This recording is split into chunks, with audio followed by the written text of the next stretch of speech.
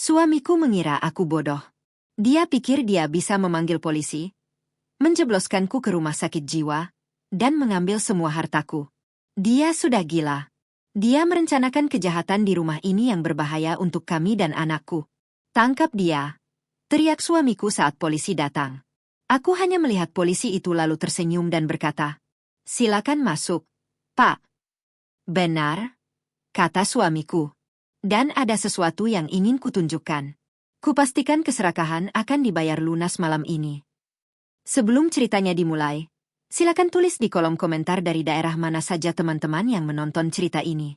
Jangan lupa like dan subscribe agar channel ini bisa semakin berkembang dan bisa mempersembahkan cerita yang lebih menarik lagi. Lolong sirine itu membelah malam. Suaranya merobek keheningan di kawasan perumahan mewah ini dan puncaknya berhenti tepat di depan rumahku. Aku, Maya, berdiri di lantai 2 di ujung lorong yang gelap. Jantungku berdebar bukan karena takut, tapi karena antisipasi. Ini adalah momen yang telah kupersiapkan.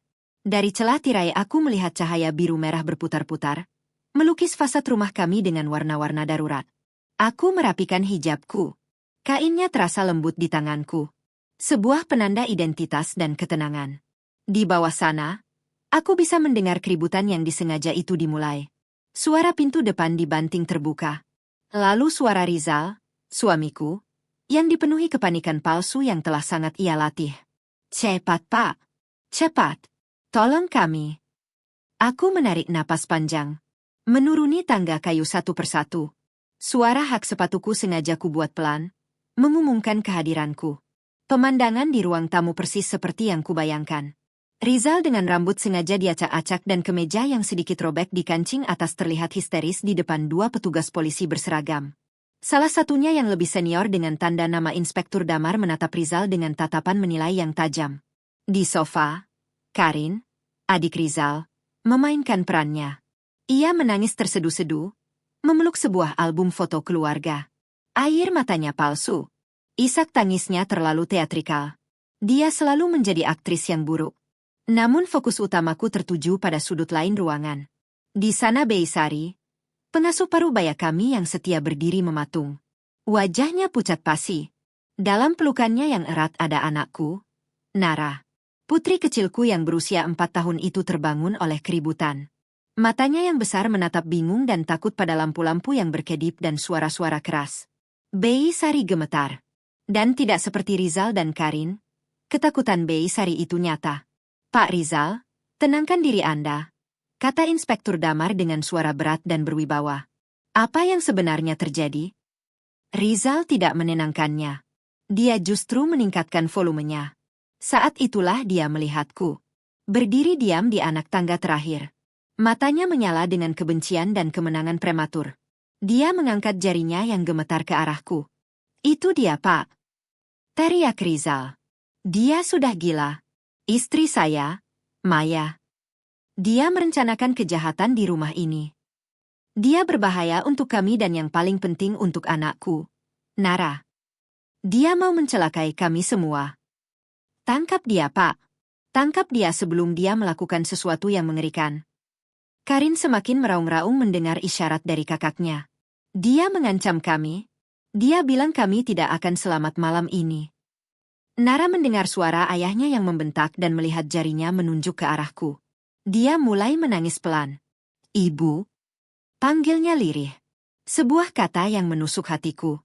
Inspektur Damar mengalihkan pandangannya kepadaku.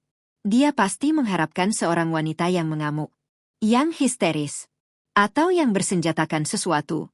Yang dia lihat hanyalah aku, Maya, berdiri tegak dalam balutan gamis rumah sederhana dan hijab yang rapi. Aku menatap matanya tanpa gentar. Aku mengabaikan Rizal dan Karin sejenak. Pandanganku beralih ke Beisari. Mata kami bertemu. Aku memberinya anggukan yang sangat tipis. Hampir tak terlihat oleh orang lain. Sebuah isyarat yang kami latih. Semua terkendali. Jaga Nara. Beisari yang telah bersamaku jauh sebelum Rizal masuk ke dalam hidupku mengerti. Dia menarik napas sedikit. Meskipun wajahnya masih pucat, getaran di tangannya berkurang. Dia sedikit memutar tubuhnya, melindungi Nara dari pemandangan di ruang tamu. Barulah setelah itu aku kembali menatap Inspektur Damar. Aku mengambil langkah terakhir menuruni tangga. Berjalan ke tengah ruangan. Aku bahkan tersenyum tipis. Senyum yang tenang. Senyum yang membuat Rizal dan Karin seketika berhenti berakting. Kebingungan melintas di wajah mereka. Ini tidak ada dalam naskah mereka. "Selamat malam, Pak Polisi," kataku. Suaraku jelas. Tidak gemetar. Inspektur Damar mengangkat alis. "Nyonya Maya?" "Ye, itu saya," jawabku. "Silakan masuk. Jangan berdiri di ambang pintu." Aku berjalan melewati mereka menuju lorong yang mengarah ke bagian belakang rumah. Polisi itu saling berpandangan. Lalu mengikuti. Rizal dan Karin jelas terkejut dengan kurangnya perlawananku. Mereka ikut mengekor di belakang seperti anjing penjaga yang kehilangan arah. "Nyonya, suami Anda baru saja melontarkan tuduhan yang sangat serius," kata Inspektur Damar mencoba mengambil alih situasi. Aku berhenti sejenak di depan pintu ruang kerja. "Saya tahu, Pak." Aku berbalik menghadap mereka semua. Rizal dan Karin berdiri di belakang polisi. Ekspresi mereka kini berubah dari kepanikan palsu menjadi kecemasan yang nyata. Dan, lanjutku menatap lurus ke mata Inspektur Damar. "Benar kata suami saya." Keheningan total memenuhi ruangan. Rizal tampak sama kagetnya dengan polisi itu. "Memang ada kejahatan yang sedang terjadi di rumah ini," kataku. "Dan ada sesuatu yang sangat penting yang ingin kutunjukkan." Ketegangan di lorong itu begitu kental, hingga bisa diiris dengan pisau. Rizal dan Karin bertukar pandang. Kebingungan murni kini bercampur dengan percikan kepanikan. Ini jelas di luar skenario yang mereka rancang. Mereka mengira aku akan melawan, berteriak, menangis, atau mengamuk sehingga membenarkan tuduhan gila yang mereka lontarkan. Mereka tidak menyangka aku akan setenang ini. Apalagi setuju dengan mereka. Inspektur Damar memperhatikanku dengan saksama. Dia seorang polisi veteran. Dia bisa mencium kebohongan dari jarak 1 kilometer. Dan ruang tamu tadi berbau seperti kebohongan murahan. Ketenanganku di sisi lain adalah teka-teki yang membuatnya penasaran. "Kejahatan apa yang Anda maksud, Nyonya Maya?" tanyanya. Suaranya tetap profesional. "Semua akan saya jelaskan," jawabku. Tapi sebelum itu, aku berbalik ke lorong utama. Di sana Bei Sari masih berdiri cemas memeluk Nara. Anakku sudah tidak menangis. Tapi matanya yang besar dan polos menatapku penuh tanya. Aku berjalan cepat menghampirinya. Mengabaikan polisi dan para pengkhianat di belakangku. Aku berjongkok di depan putriku. Wajahku melembut seketika. Aku mengusap pipinya yang basah. "Nara, sayang," bisikku lembut. "Ibu?" "Ayah marah?" tanyanya. Hatiku teriris. "Ayah tidak marah, sayang. Ibu dan ayah hanya sedang bicara dengan teman-teman ibu. Sekarang Nara harus tidur lagi ya." Aku menatap Bei Sari. "Bei," kataku tegas namun pelan. "Bawa Nara ke kamarnya. Kunci pintunya dari dalam. Nyalakan kartun di tabletnya. Kencangkan suaranya. Pastikan dia tidak mendengar apa-apa lagi malam ini. Apapun yang terjadi." Bei Sari mengangguk cepat. "Baik, Bu Maya." "Baik." "Dan Bei, tambahku. Jangan buka pintu untuk siapapun kecuali saya." "Mengerti." "Mengerti, Bu," katanya. Kali ini lebih tegar. Karena dia punya misi yang jelas. Dia segera membawa Nara pergi menaiki tangga menuju kamar anak yang letaknya di sayap rumah yang paling jauh. Saat aku berdiri, Rizal langsung memanfaatkan momen itu. "Lihat, Pak," serunya kepada Inspektur Damar. "Lihat sendiri." Dia bersikap dingin pada anaknya. Dia tidak memeluknya. Dia mengusirnya. Ibu macam apa yang melakukan itu dalam situasi seperti ini? Jelas dia tidak stabil. Dia tidak peduli pada siapapun. Aku menarik napas dalam. Aku melakukan ini untuk melindungi Nara darimu, Rizal. Aku tidak membalas tuduhannya. Aku hanya menatap Inspektur Damar.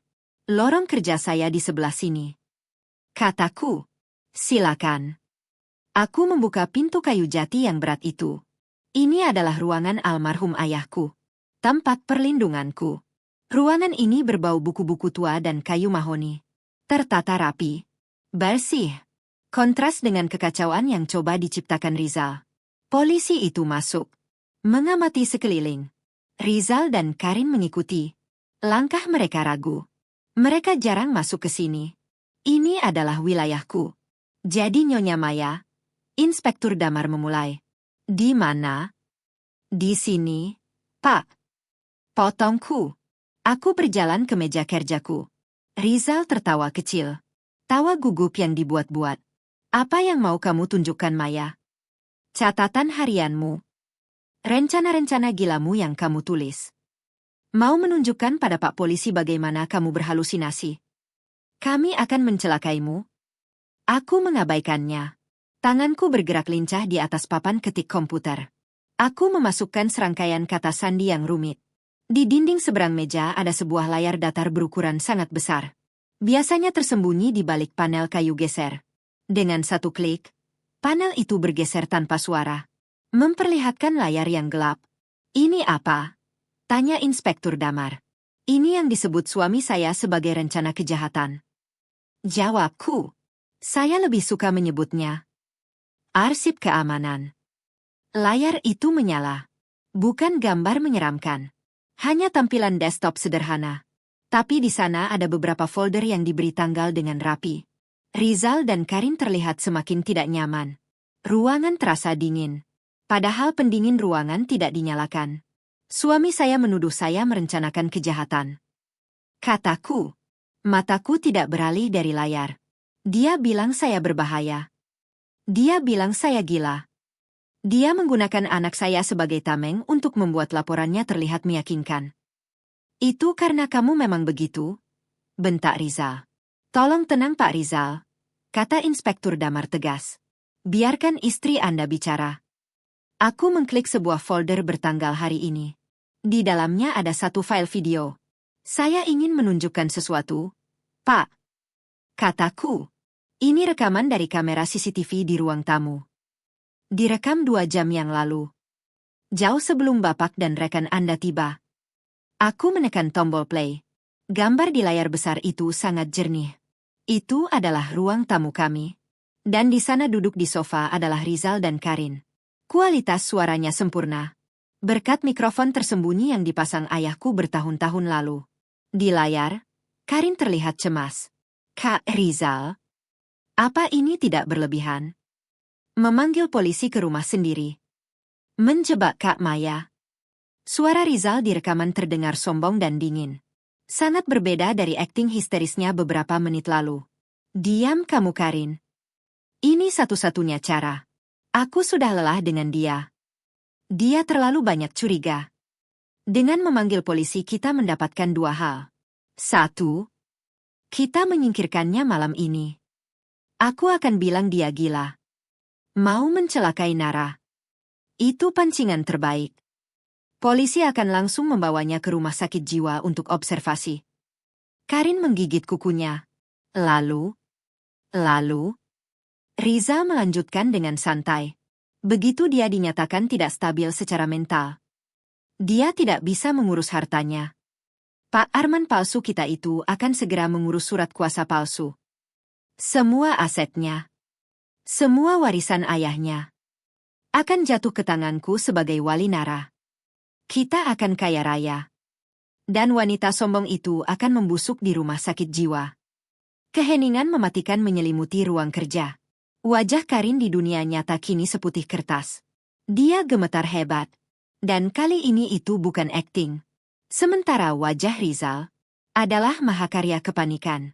Keringat dingin membanjiri pelipisnya. Matanya melotot ke layar. Lalu ke aku. Lalu ke Inspektur Damar. Dia membuka mulutnya. Tapi tidak ada suara yang keluar. Inspektur Damar tidak bergerak. Wajahnya mengeras seperti batu.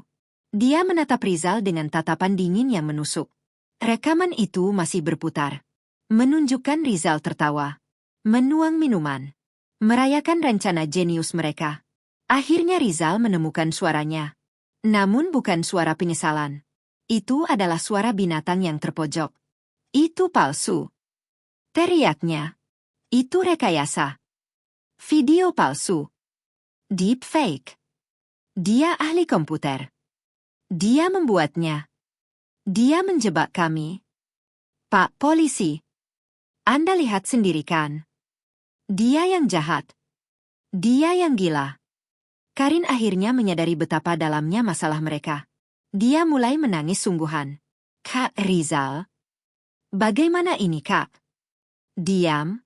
Bentak Rizal. Dia menunjuk ke arahku. Dia yang melakukan ini semua. Pak Polisi. Anda lebih percaya video palsu itu daripada saya. Suami yang ketakutan ini. Korban. Aku tetap tenang. Aku bahkan mematikan video itu. Aku berbalik menghadap Inspektur Damar. Dia masih menatap Rizal dengan jijik. Dia benar, Inspektur. Kataku pelan. Rizal, Karin, dan bahkan polisi yang lebih muda terkejut. Kenapa aku setuju? Rekaman digital. Lanjutku. Memang bisa dipalsukan. Mata Rizal bersinar sesaat. Dia pikir dia menemukan celah. Karena itu, aku melangkah menuju interkom di dinding. Saya tidak hanya punya bukti digital. Aku menekan tombol interkom di dinding ruang kerja. Bunyi bip pelan terdengar. Saya setuju rekaman itu bisa palsu, kataku. Tapi kesaksian hidup yang didukung dengan bukti audio mentah yang diambil pada saat yang bersamaan jauh lebih sulit untuk dibantah. Aku menekan tombol bicara. Pak Arman, panggilku. Suaraku menggema melalui sistem interkom di seluruh rumah. Sudah waktunya. Silakan masuk. Dan bawa serta saksi kunci kita. Rizal dan Karin sama-sama mengangkat kepala. Pak Arman? Bisik Rizal bingung. Pak Arman siapa? Dia mengira aku akan menggunakan pengacara palsu yang dia siapkan. Betapa rendahnya dia menilaiku. Terdengar langkah kaki dari lorong. Pintu ruang kerja yang tadi kami biarkan terbuka kini menampilkan dua sosok. Yang pertama adalah seorang pria berusia sekitar 50 tahun. Berkacamata. Mengenakan setelan jas rapi yang jauh lebih mahal dan berkelas daripada apapun yang pernah Rizal beli. Ini adalah Pak Arman. Pengacara pribadi almarhum ayahku. Pengacara yang telah mengurus kekayaan keluarga kami selama 3 generasi. Dan di belakangnya berdiri Beisari. Pengasuh parubaya itu tidak lagi terlihat takut. Wajahnya yang biasanya lembut kini mengeras oleh tekad. Dia tidak lagi memeluk dirinya sendiri. Dia berdiri tegak. Matanya menatap lurus ke depan. Reaksi Rizal sangat cepat. Dan sangat bodoh. Dia tertawa. Tawa yang kering dan dipaksakan. Ini saksi kuncimu, Maya. Cemoohnya. Pak Arman dan Beisari. Seorang pengacara tua yang bahkan tidak kukenal. Dan seorang pembantu. Dia memandang Inspektur Damar dengan putus asa. Mencoba mengumpulkan sisa-sisa pesonanya. Pak. Lihat ini lelucon. Dia benar-benar sudah tidak waras. Dia membawa pengacaranya dan pengasuhnya untuk mendukung delusinya. Karin di sisi lain justru memucat. Dia tahu betapa dekatnya hubunganku dengan Beisari. Beisari bukan sekadar pengasuh. Kataku dingin. Dia adalah keluarga. Sesuatu yang kalian berdua tidak akan pernah mengerti. Pak Arman melangkah maju. Membawa sebuah tas kerja. Inspektur Damar. Sapanya dengan suara tenang dan berotoritas. Nama saya Arman. Saya penasihat hukum Nyonya Maya dan pelaksana wasiat almarhum ayahnya. Kami sudah menduga Tuan Rizal akan melakukan tindakan gegabah malam ini. Apa maksudmu? Bentak Rizal. Pak Arman mengabaikannya. Beisari. Tolong ceritakan kepada Inspektur apa yang Anda alami 1 jam yang lalu. Semua mata tertuju pada Beisari. Dia menarik napas panjang. Malam ini Pak Polisi. Mulainya, suaranya sedikit bergetar. Namun jelas. Sekitar 1 jam sebelum Bapak datang. Saya sedang menidurkan Nona Nara. Tuan Rizal dan Nona Karin memanggil saya ke ruang tamu. Dia berhenti sejenak, melirik ke arah Rizal dan Karin dengan kilatan kemarahan yang jujur. Mereka menyuruh saya membuatkan kopi. Tuan Rizal menepuk kepala saya seperti menepuk anjing. Dia bilang, Bibi di sini saja jaga Nara. Jangan ikut campur urusan orang besar. Iya. Lalu dia dan Nona Karin tertawa. Aku merasakan amarahku sendiri naik. Merendahkan aku adalah satu hal. Merendahkan wanita baik yang telah mengasuh anakku adalah hal lain. Bei Sari melanjutkan. Saya sudah curiga dengan mereka berdua selama berbulan-bulan, Pak. Cara mereka berbisik-bisik. Cara Tuan Rizal selalu bertanya tentang surat-surat Bu Maya. Saya tahu mereka jahat.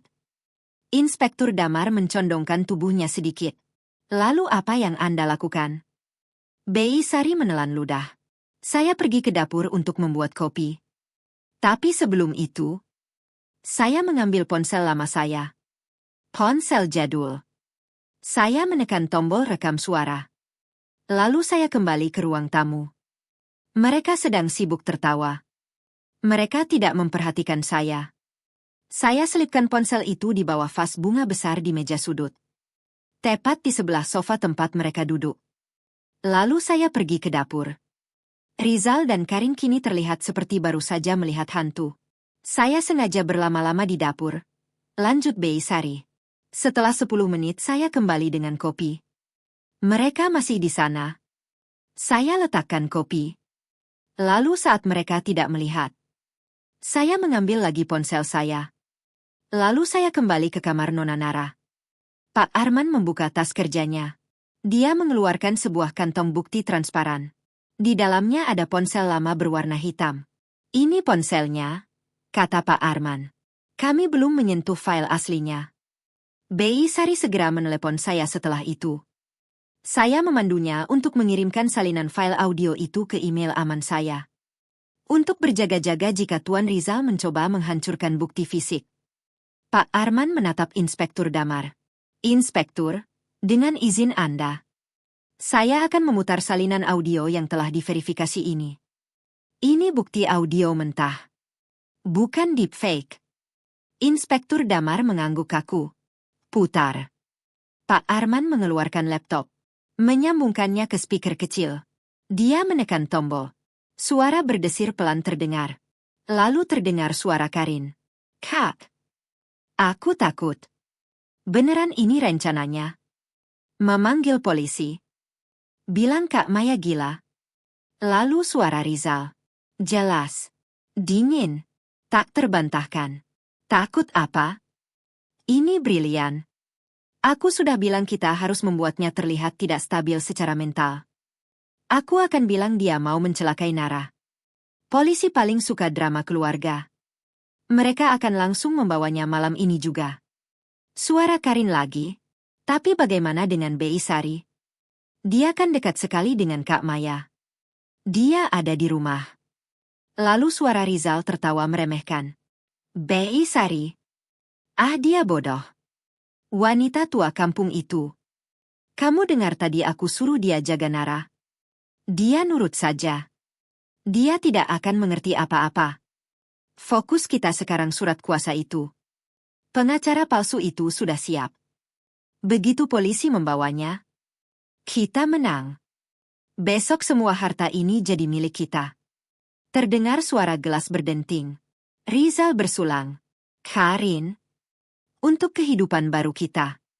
Dan selamat tinggal untuk istriku yang sombong. Rekaman itu berhenti. Keheningan yang sangat berat memenuhi ruangan. Napas Rizal terdengar terengah-engah. Seperti pompa yang rusak. Inspektur Damar tidak berkata apa-apa. Dia hanya menatap Rizal. Ekspresinya adalah ekspresi seorang pria yang baru saja melihat sampah masyarakat. Rizal menelan ludah. Keringat bercucuran. Dia tahu. Dia sudah selesai. Panggilan polisi yang seharusnya menjadi tiket kemenangannya. Kini menjadi borgolnya. Itu. Rizal mencoba berbicara. Mencari dalih terakhir. Dia menjebakku.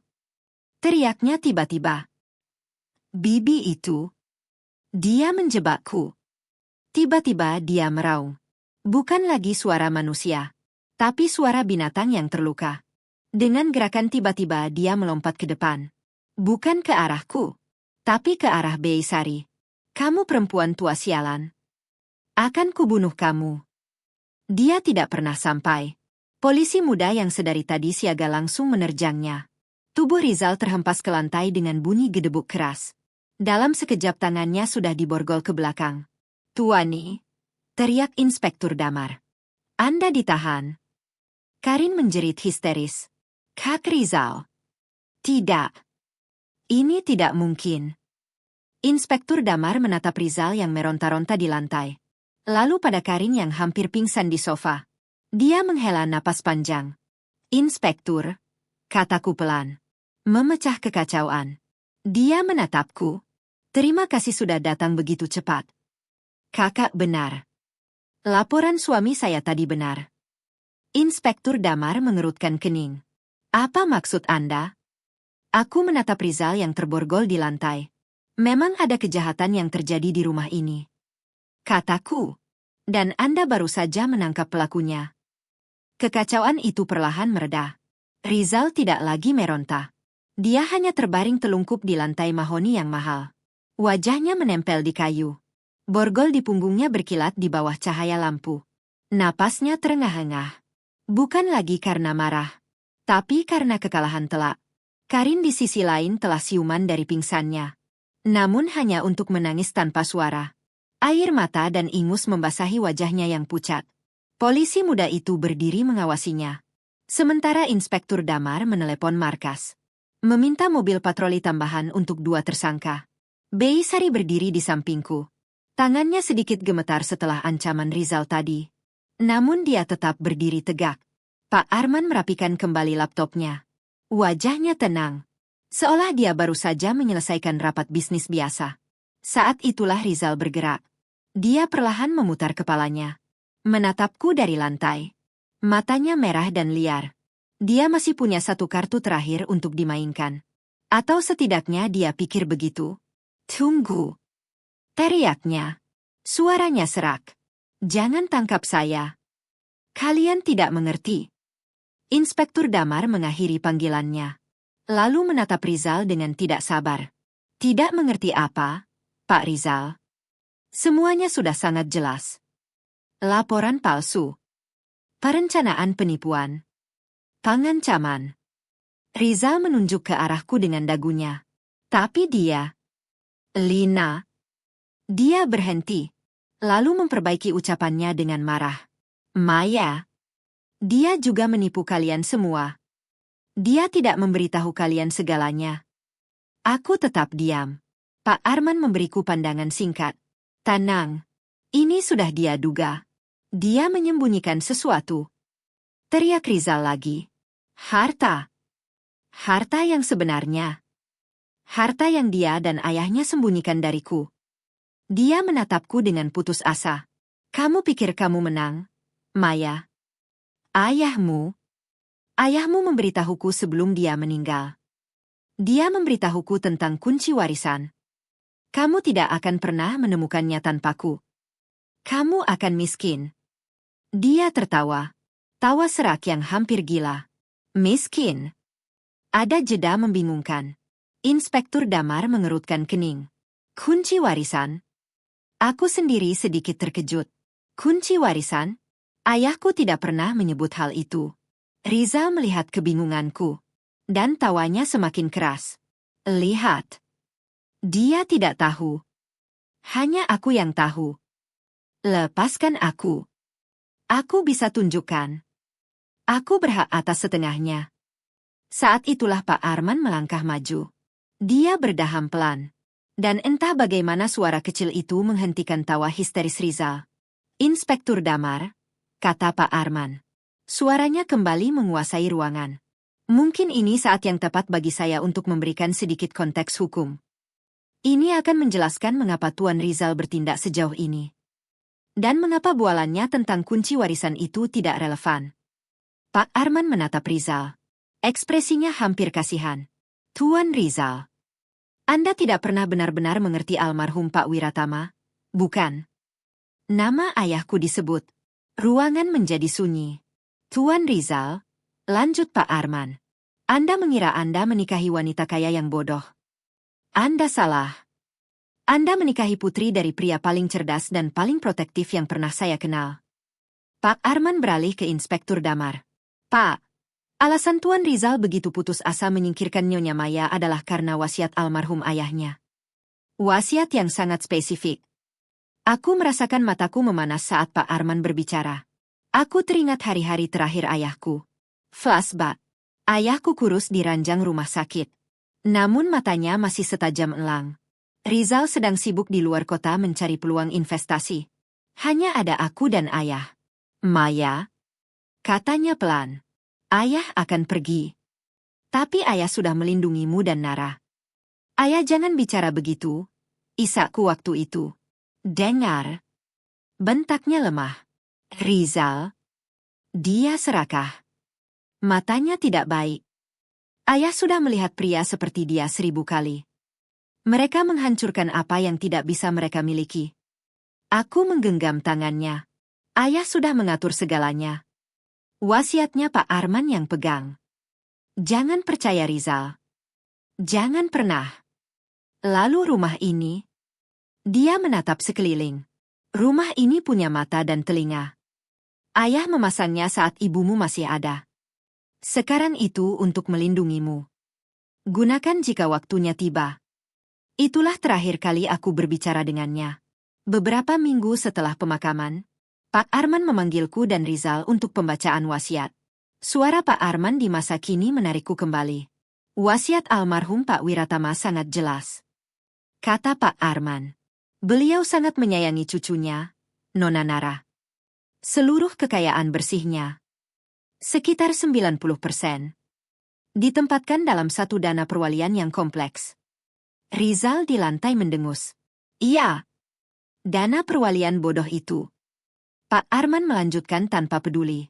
Dana perwalian ini memiliki 2 penerima manfaat. Nyonya Maya dan Nona Nara. Tapi ada satu klausul. Satu kunci utama. Harta itu terkunci. Tidak bisa dicairkan oleh siapapun.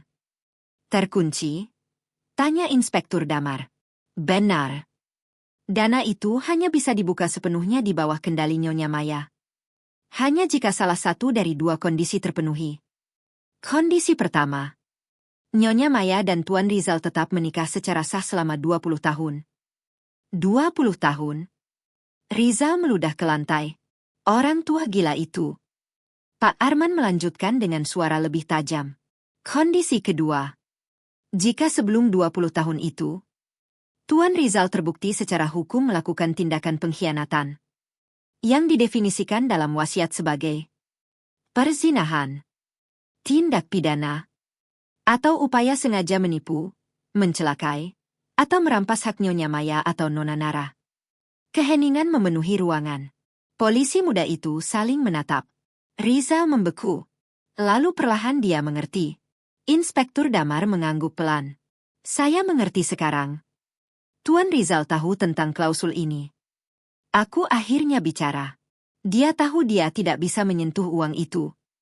Dia tidak sabar menunggu 20 tahun. Jadi dia mencoba satu-satunya jalan lain. Menjebak saya agar terlihat tidak waras. Kata Inspektur Damar. Pak Arman mengangguk. Jika Nyonya Maya dinyatakan tidak stabil secara mental, Tuan Rizal sebagai suami dan wali Nara akan mengajukan petisi ke pengadilan untuk mengambil alih pengelolaan aset. Dia pikir dia bisa menipu pengadilan dan membuka kunci harta itu. Aku menatap Rizal. Dia mulai curiga. Aku tahu rencananya sebulan lalu. Aku mengaktifkan sistem keamanan ayahku. Aku memanggil Pak Arman. Aku tahu dia akan melakukan sesuatu yang drastis. Pak Arman melangkah lebih dekat ke Rizal. Tuan Rizal, Anda adalah pria yang sangat bodoh. Dengan memanggil polisi ke rumah ini malam ini. Dengan membuat laporan palsu.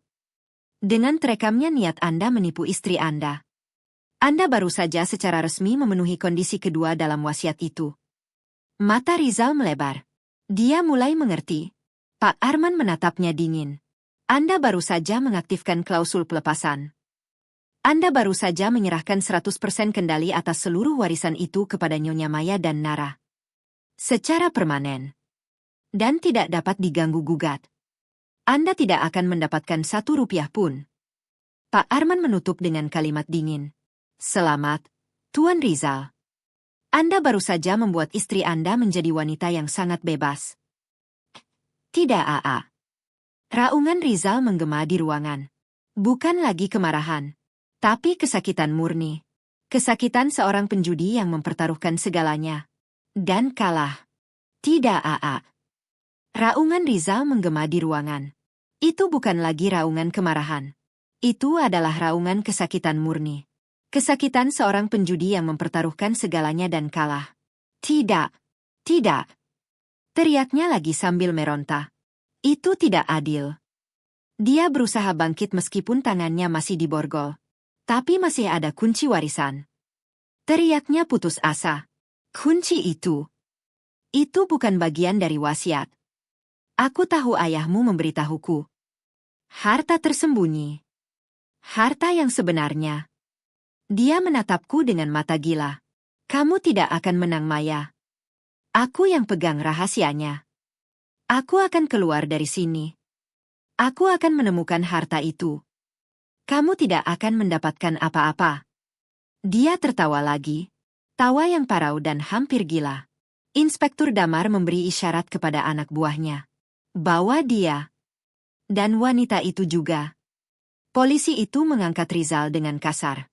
Saat diseret melewati kami, dia masih berteriak tentang kunci warisan. Pak Arman menatapku. Aku menatapnya kembali. Kunci warisan? Tanyaku pelan. Pak Arman menggeleng. Saya sudah membaca setiap baris dokumen wasiatnya. Tidak ada yang namanya kunci warisan. Tidak ada di dokumen manapun. Lalu apa yang dia bicarakan? Rizal yang mendengar percakapan kami tertawa lagi sebelum dia diseret keluar. Itu nyata. Dan kalian tidak akan pernah menemukannya tanpa aku. Pintu depan dibanting menutup. Suara tawanya masih menggema di rumah. Tawa gila Rizal masih terngiang di telingaku. Teriakan tentang kunci warisan.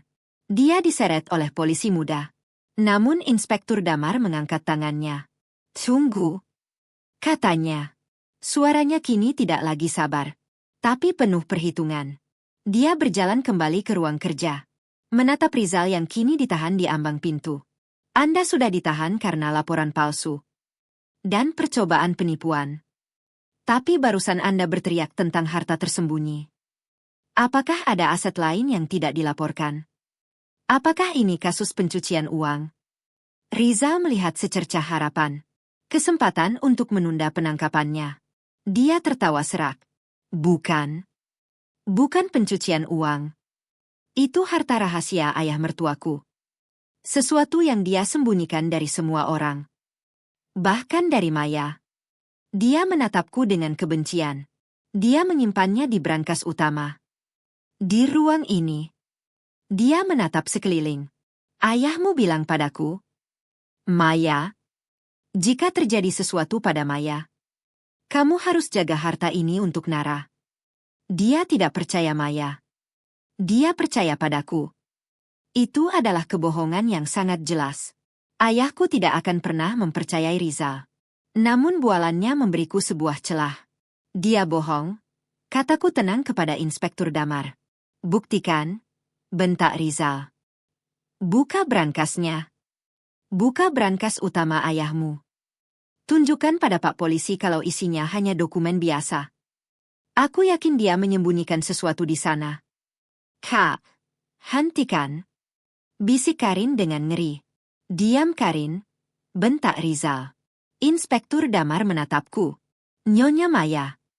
Di mana brankas ini? Ini adalah kesempatanku untuk mengakhiri semuanya.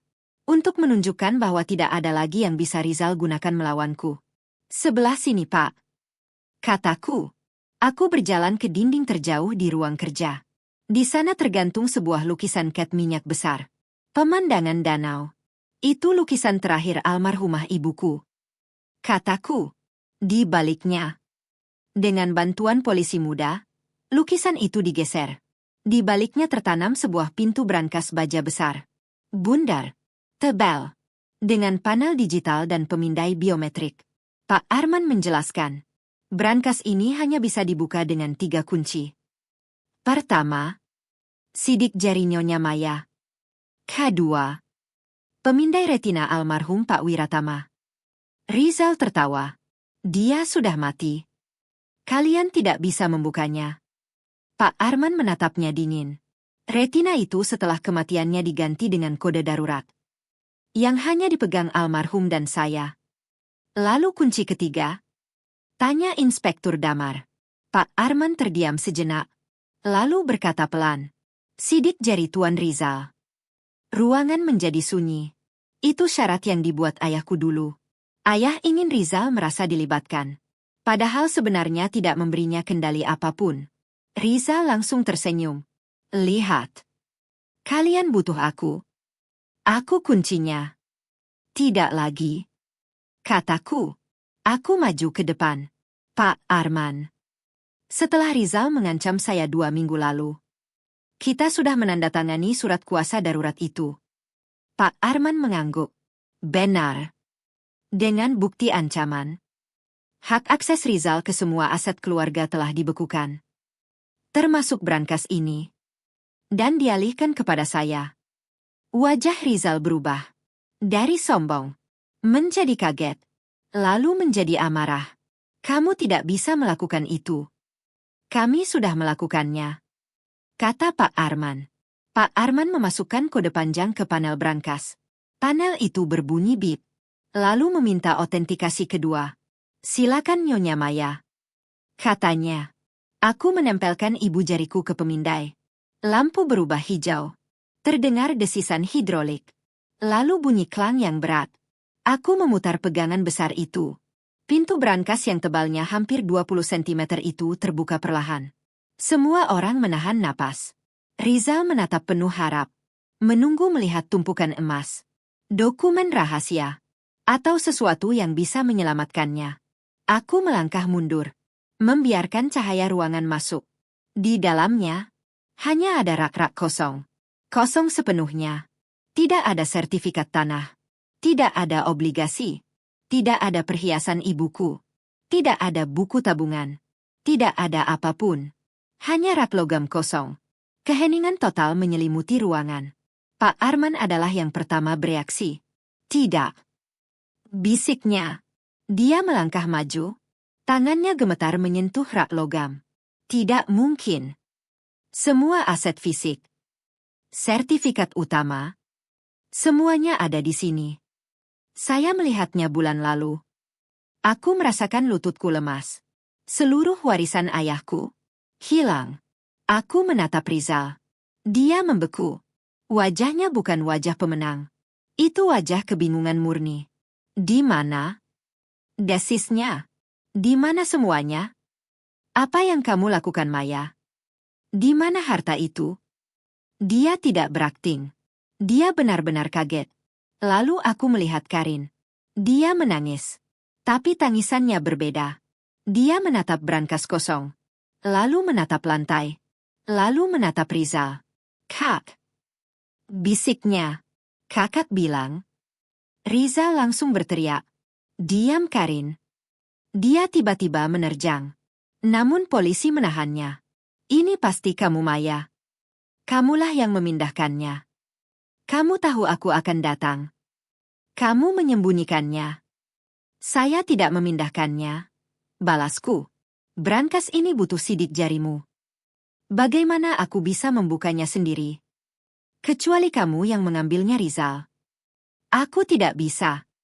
Teriaknya. Aku butuh sidik jarimu. Kita berdua tidak bisa membukanya sendiri. Paradoks itu menggantung di udara. Pak Arman terlihat pucat.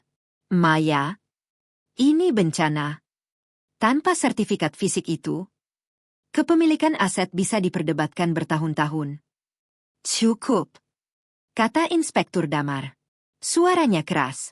Ini bukan lagi laporan palsu. Ini perampokan besar. Dia menatap Rizal. Lalu Karin. Saya punya 2 tersangka utama di depan saya. Kemenangan yang baru kurasakan beberapa menit lalu menguap menjadi debu. Aku memang berhasil menjebak suamiku. Namun apa gunanya jika jebakan itu juga menghancurkan warisanku? Ruang kerja terasa dingin. Sama dinginnya dengan brankas kosong di belakangku. Aku tidak mengambilnya. Raung Rizal. Matanya merah menatapku. Dia yang mengambilnya. Maya menjebakku agar terlihat serakah. Padahal dia sudah mengamankan semuanya untuk dirinya sendiri. Licik. Kamu selalu licik. Aku tidak mengambil apa-apa, balasku. Suaraku akhirnya bergetar. Brankas ini membutuhkan sidik jarimu. Bagaimana aku bisa membukanya sendiri? Kecuali kamu yang mengambilnya, Rizal. Aku tidak bisa, teriaknya frustrasi. Aku butuh sidik jarimu. Aku tidak pernah bisa membukanya tanpamu. Kami berdua saling menatap. Dan pada saat itu aku sadar sesuatu. Kami berdua benar. Kami memang sama-sama tidak bisa membuka brankas itu sendiri. Paradoks itu menggantung di udara. Pak Arman yang biasanya tenang kini terlihat pucat. Maya, katanya, ini bencana. Tanpa sertifikat fisik itu, kepemilikan aset bisa diperdebatkan selama bertahun-tahun. Sudah cukup, kata Inspektur Damar tegas. Dia adalah seorang polisi yang sedang berdiri di tengah tempat kejadian perkara. Kalian berdua punya akses. Kalian berdua punya motif. Kalian berdua saling menuduh.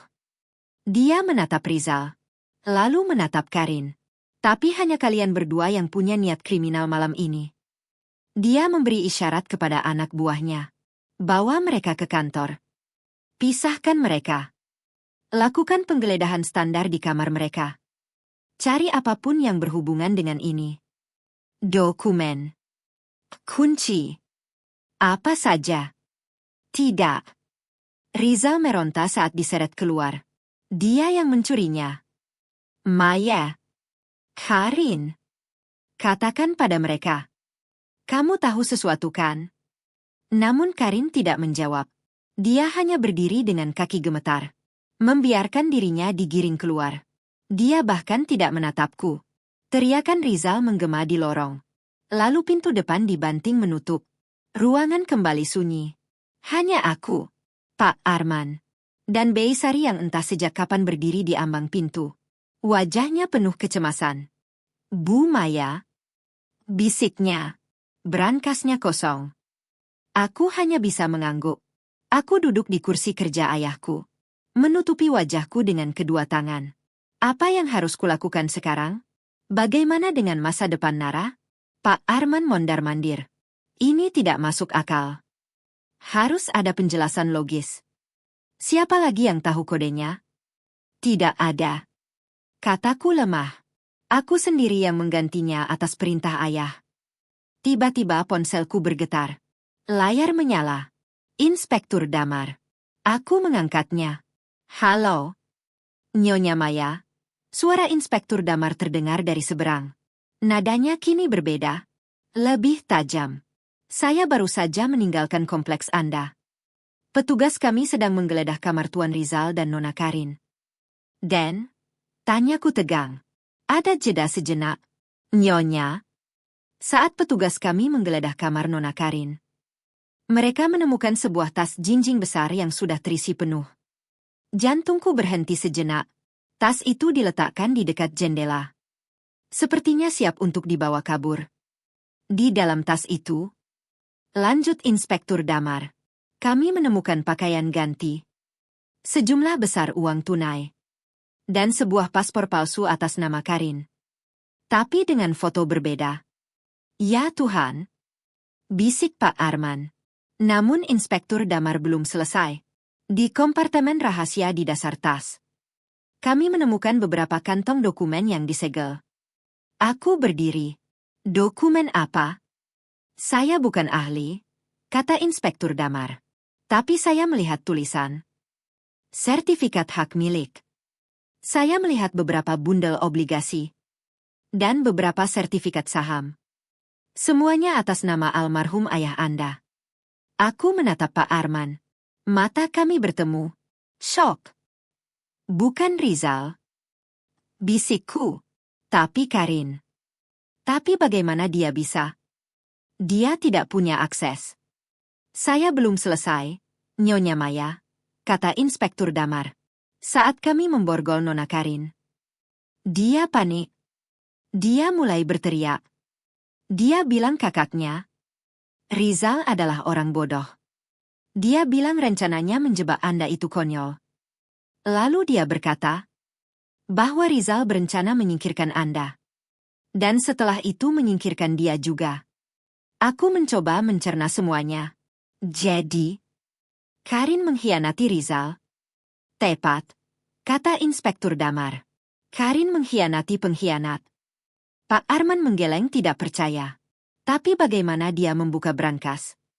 Aku tiba-tiba teringat sesuatu. Sebuah ingatan yang dingin. Sebulan lalu, Rizal mengatakan ada masalah asuransi aset. Dia bilang butuh verifikasi sidik jariku. Kami pergi ke brankas. Dia memasukkan kode. Aku menempelkan jariku. Tapi brankas tidak terbuka. Dia bilang error. Dia bilang akan memanggil teknisi. Pak Arman menutup matanya. Dia tidak memanggil teknisi. Maya, dia menipumu. Saat itu dia mungkin menyalin sidik jarimu secara digital. Aku mengangguk pelan. Sekarang semuanya masuk akal. Rizal mencuri sidik jariku. Dia punya kode. Dia bisa membuka brankas kapan saja. Lalu dia mengosongkannya. Bi Sari bingung. Tapi dokumennya ada di tas Karin. Aku menjawab pelan. Tentu saja. Rizal yang mencurinya dari brankas. Lalu menyembunyikannya. Tapi Karin tahu. Dia menunggu. Malam ini saat Rizal sibuk menjebakku, Karin menyelinap ke kamar Rizal. Dia mengambil semua dokumen itu dan mencoba kabur. Pak Arman menghela napas panjang. Rizal mengira dia dalangnya. Padahal dia hanya pion dalam permainan adiknya sendiri. Di seberang telepon Inspektur Damar berkata, "Ada satu hal lagi." "Apa itu?" tanyaku. "Di dasar tas itu, kami menemukan sesuatu yang aneh. Benda kecil. Terbungkus kain beludru. Bukan perhiasan. Hanya sebuah kunci tua dari besi." Aku terdiam. Rizal tadi berteriak tentang sesuatu. Tentang kunci warisan. "Inspektur," kataku pelan. "Bisakah Anda membawanya kembali? Saya ingin melihatnya."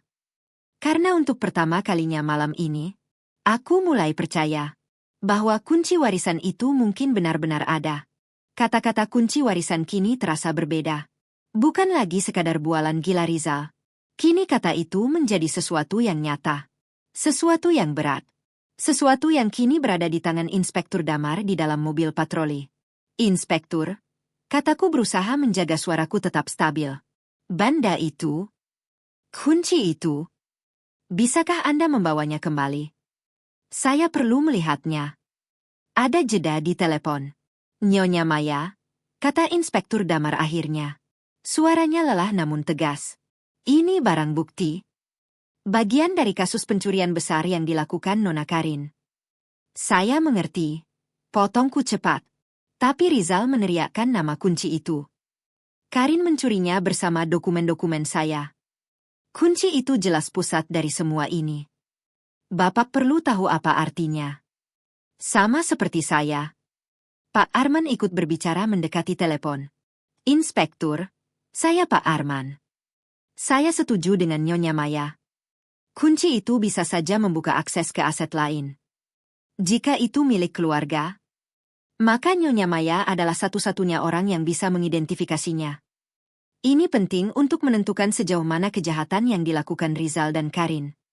Terdengar desahan di ujung telepon. "Baiklah.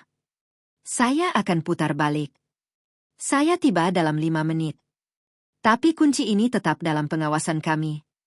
"Terima kasih," kataku pelan. Aku menutup telepon.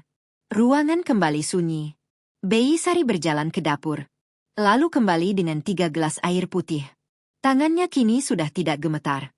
Dia menyerahkan 1 gelas padaku. "Nona Karin itu," katanya pelan. "Dia lebih licik dari Tuan Rizal. Tuan Rizal itu serakah dan keras. Tapi Nona itu, dia diam. Dia memperhatikan. Seperti ular." Aku mengangguk. Bibi benar. Dia memanfaatkan keserakahan kakaknya. Pak Arman masih mondar-mandir di depan brankas kosong. Ini mengubah segalanya. Dengan dokumen-dokumen itu ditemukan, Karin bukan lagi kaki tangan. Dia pelaku pencurian utama. Dia akan masuk penjara lama sekali.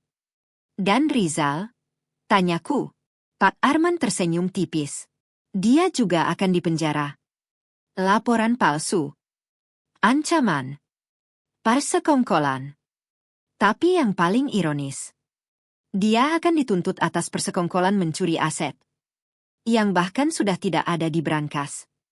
Dia dijebak oleh adiknya sendiri, lalu menjebak dirinya sendiri. Karma yang cepat dan brutal. 5 menit kemudian, bel pintu berbunyi. Bukan sirine, hanya ketukan.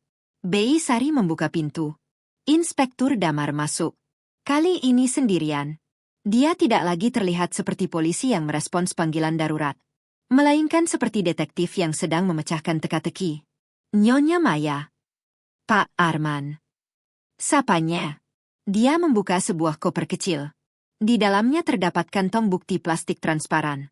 Dan di dalamnya, kunci itu. Napasku tercekat. Fandi, maksudku Rizal. Salah. Ini bukan kunci emas. Tidak berhiaskan permata. Ini kunci yang jelek, berat, dan kuno. Terbuat dari besi tempa yang gelap.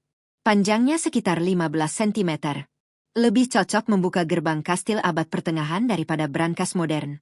Itu dia, kata Inspektur Damar. Kami akan memotretnya untuk bukti. Tapi saya ingin Anda melihatnya. Dia mengangkat kantong itu. Mataku langsung tertuju pada gagang kunci. Ada ukiran. Bukan ukiran rumit. Namun jelas disengaja. 2 huruf. K dan E. Saling terkait. Dikelilingi sesuatu yang tampak seperti kelopak bunga lotus. K. Bisikku. Inspektur Damar bertanya. Apa artinya itu? Jantungku berdebar. K. Tentu saja. Kertara. Aku berhenti. Tidak. Logo perusahaan ayahku bukan lotus. Logo Kertara Jasa Group adalah elang emas. Aku memejamkan mata. Berusaha mengingat. Jauh. Sangat jauh. Dan tiba-tiba sebuah ingatan muncul. Flashback.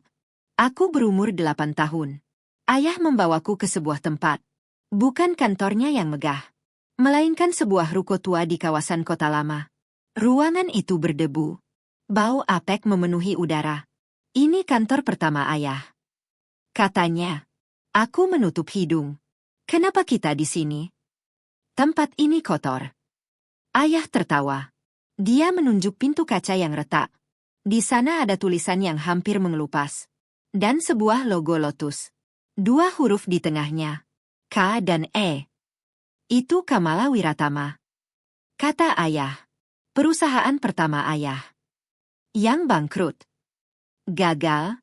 Tanyaku. Aku tidak mengerti. Ayah tersenyum.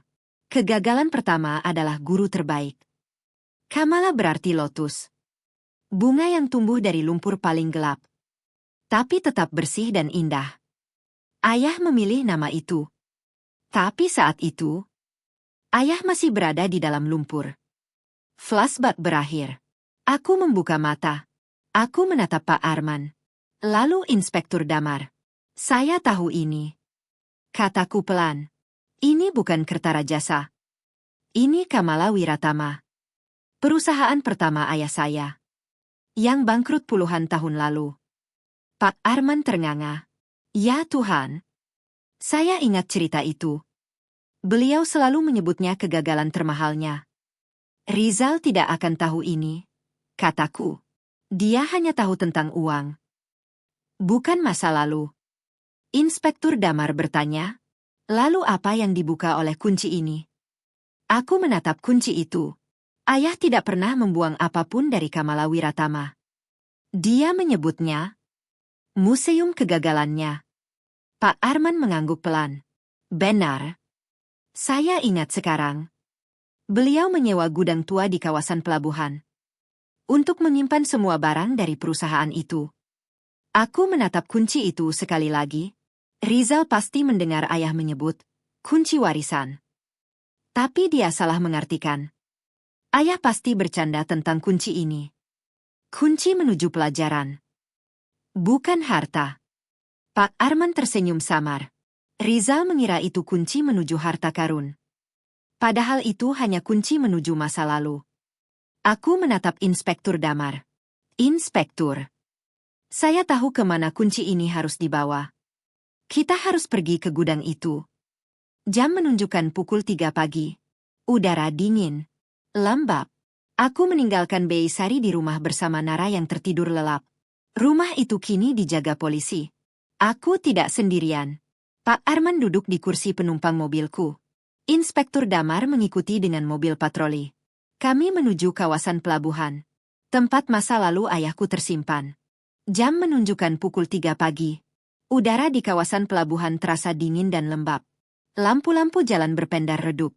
Mobilku berhenti di depan sebuah bangunan tua dari bata merah. Catnya sudah mengelupas. Atap sengnya berkarat. Di sekelilingnya berdiri bengkel las dan gudang penyimpanan ikan beku. Udara berbau garam laut dan solar. Inilah tempatnya. Kataku pelan. Pak Arman melihat dokumen di ponselnya. Masih atas nama sewa almarhum Pak Wiratama. Katanya, dibayar otomatis dari rekening pribadinya. Selama puluhan tahun. Beliau tidak pernah menutupnya. Inspektur Damar menyalakan senter. Di pintu gudang ada gembok besar yang berkarat. Namun di sebelahnya ada lubang kunci kecil yang lebih baru. Bukan gemboknya. Kataku. Aku mengambil kunci besi antik itu dari tangan Inspektur Damar. Kunci itu terasa berat dan dingin di tanganku. Aku memasukkannya ke lubang kunci kecil itu. Terdengar bunyi klik. Pintu baja itu terbuka dengan derit pelan. Debu. Hal pertama yang menyambut kami adalah debu. Udara di dalam gudang terasa seperti waktu yang telah lama terperangkap. Senter Inspektur Damar menyapu ruangan. Terlihat tumpukan meja kantor tua yang tertutup terpal. Lemari arsip logam yang berkarat. Kotak-kotak kardus besar. Ini benar-benar museum kegagalan ayahku. Berbeda dengan rumahku yang mewah. Tempat ini terasa sederhana. Namun entah mengapa, aku merasa lebih dekat dengan ayah di sini. Aku berjalan perlahan menyusuri lorong sempit di antara barang-barang tua. Aku tahu apa yang kucari. Di sudut paling jauh. Di bawah satu-satunya jendela yang tertutup debu. Ada sebuah meja kerja kayu sederhana. Di atasnya hanya ada satu benda. Sebuah kotak perkakas logam tua berwarna merah tua. Catnya sudah mengelupas. Kotak itu memiliki gembok kuno. Namun lubang kuncinya memiliki bentuk yang aneh. Lina. Pak Arman berhenti sejenak lalu mengoreksi dirinya. Maya. Apa itu? Aku mengangkat kunci antik di tanganku. Ujung kunci itu memiliki bentuk yang sama persis dengan lubang gembok itu. Dengan tangan sedikit gemetar, aku memasukkan kunci itu. Kunci itu masuk pas. Aku memutarnya. Terdengar bunyi klang. Gembok itu terbuka. Aku melepaskan gemboknya. Lalu membuka kait di kedua sisi kotak. Aku menarik napas panjang. Kemudian, aku membuka tutup kotak itu. Tidak ada emas. Tidak ada uang. Tidak ada berlian. Di dalam kotak itu hanya ada dua benda. Yang pertama, sebuah buku harian kulit hitam yang sudah lusuh. Dan di bawahnya, sebuah amplop tebal yang disegel lilin merah. Di lilin itu terdapat logo perusahaan ayahku. Amplop itu bertuliskan, "Untuk Pak Arman. Hanya dibuka jika kondisi kedua terpenuhi." Pak Arman menatap amplop itu. Matanya membelalak. "Ya Tuhan," bisiknya. Aku mengambil buku harian itu. Membukanya. Halaman pertama berisi tulisan tangan ayahku. Tulisan yang kuat dan miring. "Untuk putriku Maya. Jika kamu membaca ini, berarti aku sudah pergi. Dan pria yang kamu nikahi akhirnya menunjukkan belangnya. Maafkan ayah. Ayah sudah melihat keserakahan di matanya sejak awal. Namun ayah tidak bisa melarangmu. Cinta seringkali buta. Jadi ayah melakukan satu-satunya hal yang bisa ayah lakukan. Ayah membuat rencana." Air mataku mulai menggenang. Aku terus membaca. Kadang membacakan beberapa bagian keras-keras untuk Pak Arman dan Inspektur Damar. Rizal adalah pria sederhana. Maya. Dia hanya peduli pada satu hal. Uang. Dia pikir ayah bodoh. Dia pikir dia bisa menipu ayah. Jadi ayah memberinya apa yang ingin dia lihat. Wasiat yang kubacakan. Dana perwalian yang terkunci 20 tahun. Brankas di ruang kerja. Semua itu hanyalah umpan. Umpan besar dan berkilauan. Pak Arman menatapku terkejut. Aku melanjutkan membaca. Ayah tahu dia akan mencoba membobolnya. Ayah bahkan sengaja membocorkan tentang hak aksesnya. Agar dia merasa penting. Ayah tahu dia akan mencuri sidik jarimu. Ayah tahu dia akan mengosongkan brankas itu. Ayah ingin dia berpikir bahwa dia telah mencuri semuanya. Dokumen-dokumen yang dia dan Karin curi itu memang nyata. Namun itu hanya 10% dari seluruh kekayaan ayah. Itu adalah harga yang rela ayah bayar. Untuk menyingkirkan mereka dari hidupmu. Inspektur Damar bersiul pelan. Orang tua ini. Dia benar-benar ahli strategi. Aku membalik halaman. Harta yang sebenarnya, Maya, 90% dari kerajaanku sudah aman. 6 bulan sebelum ayah meninggal. Ayah diam-diam melikuidasi dan memindahkan aset utama. Bukan ke dana perwalian yang Rizal tahu. Melainkan ke sebuah yayasan baru yang tertidur. Sebuah yayasan yang tidak terdeteksi. Yang menunggu untuk diaktifkan. Yayasan itu atas nama satu-satunya orang yang ayah percayai lebih dari siapapun. Cucu perempuanku. Aku menutup mulutku. Air mata jatuh ke halaman buku. Aku membaca kalimat berikutnya dengan suara bergetar. Ayah menamakannya Yayasan Nara. Pak Arman menghela napas panjang. Dia benar-benar melakukannya. Bisiknya. Aku membaca bagian terakhir. Rizal dan Karin boleh saling menghancurkan. Mereka boleh memperebutkan 10% itu. Namun mereka tidak akan pernah bisa menyentuh 90% sisanya. Harta itu milikmu. Dan milik Nara. Tapi hanya jika kamu cukup kuat untuk menemukan kebenaran ini. Berikan amplop di bawah buku ini kepada Pak Arman.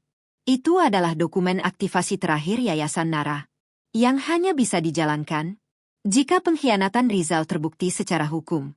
Dan malam ini, dia baru saja melakukannya sendiri. Selamat Maya. Kamu bebas. Tertanda, Ayah. Aku menutup buku itu. Memeluknya ke dadaku. Air mataku jatuh tanpa bisa kutahan. Bukan tangis kesedihan, tapi tangis kelegaan. Ayahku, bahkan setelah meninggal, masih melindungiku. Pak Arman membuka amplop itu dengan tangan gemetar. Yayasan Nara. Bisiknya. Dia berhasil. Dia melindungi kalian dari balik kubur.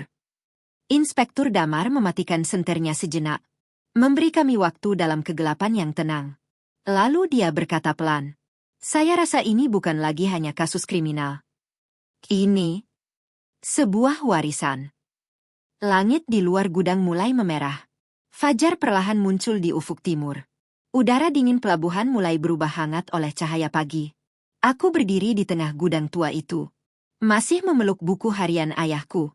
Pak Arman menggenggam amplop bersegel yang berisi dokumen aktivasi Yayasan Nara. Sementara Inspektur Damar berdiri di dekat pintu. Menunggu kami selesai. Perjalanan kembali terasa sunyi. Namun kali ini sunyi yang berbeda. Sunyi yang penuh kelegaan. Kami menuju kantor polisi pusat. Tempat 2 orang yang telah menghancurkan hidupku kini menunggu. Mobil berhenti di halaman kantor polisi. Udara pagi dipenuhi bau kopi dan disinfektan. Kami dibawa ke sebuah ruang tunggu kecil. Jauh dari ruang tahanan. Inspektur Damar duduk di depan kami. Dokumen-dokumen yang dicuri dari brankas sudah diamankan sepenuhnya dari Nona Karin. Katanya. Dia terus menangis dan meminta pengacara. Dia bilang dirinya korban. Bahwa Rizal memaksanya. Aku tersenyum dingin. Dia pembohong yang sama buruknya dengan kakaknya. Pak Arman bertanya. Dan Rizal? Inspektur Damar menghela napas. Dia tidak peduli dengan tuduhan laporan palsu. Dia hanya menuntut 2 hal. Pengacaranya. Dan untuk tahu isi kunci warisan itu. Dia yakin itu peta harta karun. Aku tertawa kecil. Dia akan sangat kecewa. Pak Arman tiba-tiba berkata, saya ingin mereka berdua di ruangan yang sama. Untuk mendengar semuanya. Inspektur Damar berpikir sejenak. Lalu mengangguk.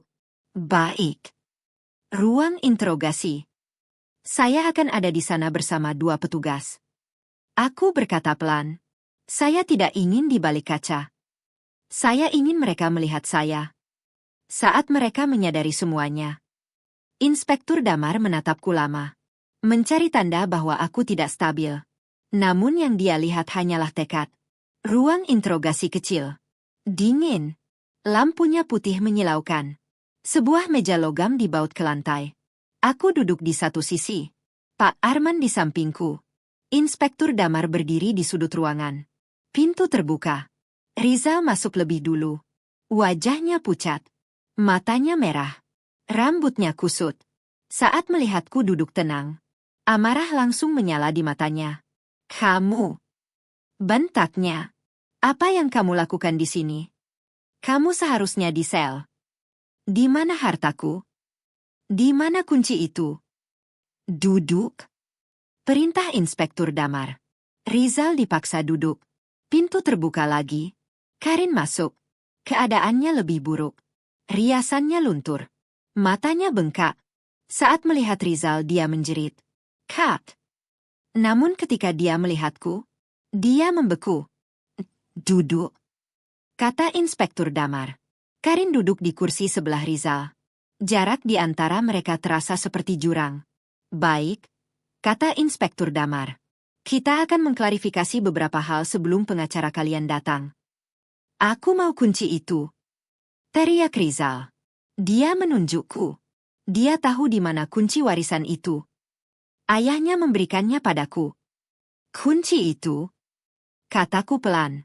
Suaraku memotong ruangan. Adalah kunci gudang tua. Gudang perusahaan pertama ayahku. Yang bangkrut. Rizal mengerutkan kening. Itu bohong. Itu kunci harta karun. Benar. Kataku. Harta karunnya adalah kotak perkakas tua. Dan buku harian ayahku. Rizal dan Karin tampak bingung. Mereka mengharapkan emas. Bukan buku. Pak Arman mengambil alih. Dia mendorong beberapa dokumen ke tengah meja. Tuan Rizal. Nona Karin. Mari kita perjelas apa yang terjadi. Tuan Rizal. Anda menelepon polisi untuk menjebak istri Anda. Itu memenuhi klausul pengkhianatan dalam wasiat. Artinya, Anda telah kehilangan semua hak atas kekayaan itu. Rizal mendengus. Aku tidak peduli. Aku punya kunci warisan. Pak Arman berkata datar. Tidak. Anda tidak punya apa-apa. Lalu dia menatap Karin. Nona Karin. Anda mengkhianati kakak Anda. Saat dia sibuk menjebak Nyonya Maya.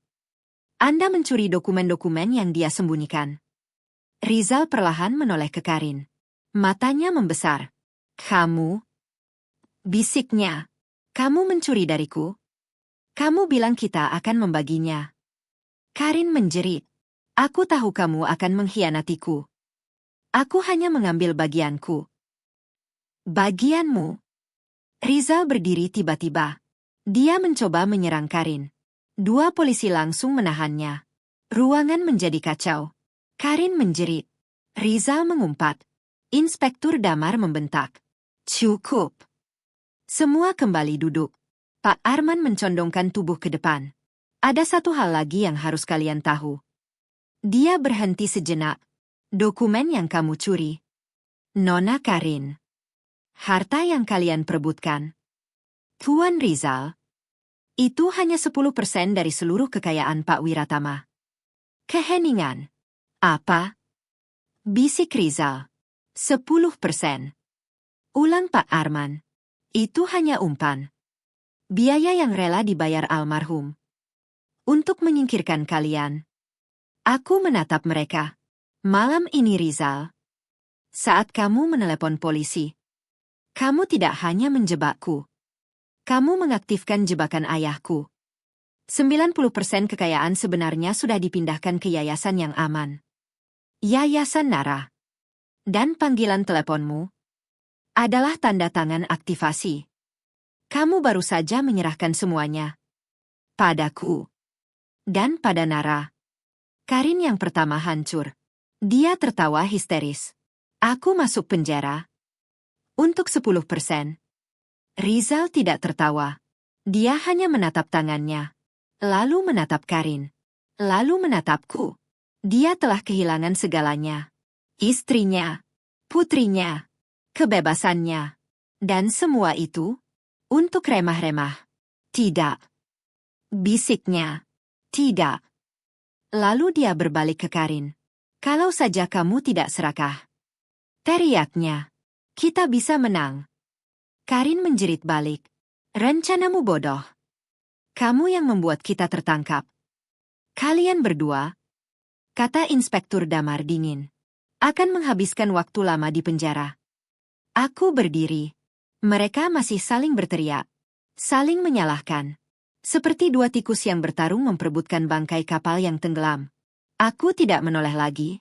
Aku berjalan keluar ruangan. Menuju cahaya pagi. 6 bulan kemudian. Rumah itu terasa berbeda. Dulu tempat itu penuh rahasia. Kini dipenuhi cahaya. Brankas lama telah dibongkar. Diganti jendela kaca besar yang menghadap taman. Rumah ini sekarang menjadi kantor pusat Yayasan Nara. Yayasan yang membantu perempuan dan anak-anak korban kekerasan rumah tangga. Pak Arman menjadi penasihat hukum yayasan. Bei Sari masih tinggal bersamaku. Namun kini lebih seperti nenek bagi Nara. Hari itu matahari bersinar cerah. Aku duduk di taman belakang. Di bawah pohon flamboyan. Di depanku, Nara yang kini berusia 5 tahun berlari di atas rumput. Dia tertawa mengejar kupu-kupu. Tawa yang hanya dimiliki anak yang merasa aman. Nara, hati-hati. Seru Bei Sari sambil merajut. Aku tersenyum. Biarkan saja. Nara berlari ke arahku. Ibu. Ibu. Lihat. Dia membuka tangannya. Di sana ada bunga lotus kecil yang dia petik dari kolam taman. Aku teringat logo di kunci itu. Lotus. Bunga yang tumbuh dari lumpur. Ayah benar. Dari pengkhianatan paling gelap. Sesuatu yang indah bisa tumbuh. Aku memeluk putriku erat. Kamu bunga ibu yang paling cantik. Bisikku. Aku menatap langit biru. Dalam hati aku berkata, aku berhasil, ayah. Jebakan mereka justru menjadi pembebasanku. Dan untuk pertama kalinya setelah sekian lama, aku merasa benar-benar damai.